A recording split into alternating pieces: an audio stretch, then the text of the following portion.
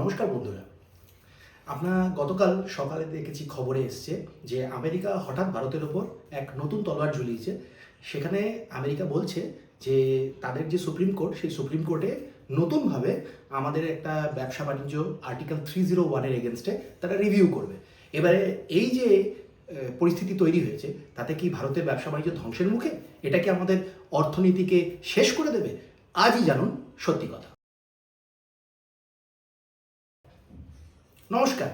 গতকালই ট্রাম্প সরকার ভারত সহ 16 দেশের বিরুদ্ধে বড় তদন্ত শুরু করেছে।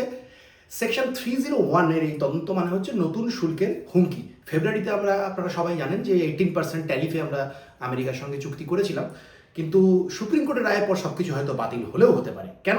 তারা বলছে যে আমরা নাকি অন্যায় ব্যবসা করছি। আপনাদের জানতে ইচ্ছে করে না যে অ্যাকচুয়ালি আমরা অন্যায় ব্যবসা করছি কিনা, বা যদি সত্যি সত্যি এরকম শুল্ক বাড়ে তার ইম্প্যাক্ট আমাদের অর্থনীতির উপরে কী পড়বে?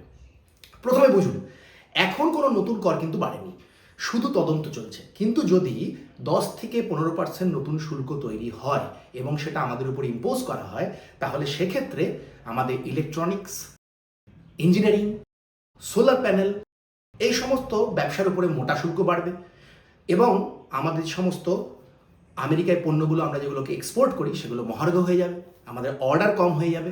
তাহলে সেই সেক্টরগুলোতে চাকরি এবং উৎপাদন কিছু না কিছু হলে নিশ্চয়ই কমবে। কিন্তু তবুও পুরো অর্থনীতি কখনোই নষ্ট হবে না। কেন কি, আমাদের টোটাল যে $80 বিলিয়ন কাছাকাছি আমরা যে ব্যবসা করি আমেরিকার সঙ্গে, সেটা আমাদের জিডিপির মাত্র 2%। ভয় পাবার কিন্তু কিছু নেই। আমাদের সরকার আলোচনা করবে, অন্য দেশে রপ্তানি বাড়াবে এবং এটা স্পিড ব্রেকার হতে পারে, কিন্তু গাড়ি একেবারে থামবে বলে মনে হয় না। দেখুন, আমেরিকা চাপ দিচ্ছে কারণ তারা জানে যে ভারত ওপরে উঠে আসছে, কিন্তু আমরা থামবো না। আমরা নিজেদের বাজার মজবুত করব, আমরা বিশ্বকে দেখাবো যে আমাদের কেউ থামাতে পারে না, ভারত মাতা হারতে জানে না। কি তাই তো? যদি আমার এই ভিডিওগুলো এবং অন্যান্য যে ভিডিও আমি পাবলিশ করি সেগুলো যদি আপনাদের ভালো লাগে, তাহলে লাইক করুন, শেয়ার করুন, সাবস্ক্রাইব করুন, আর অবশ্যই এই ভিডিওর কমেন্টে আপনাদের ভাবনা চিন্তা জানাতে ভুলবেন না। ধন্যবাদ।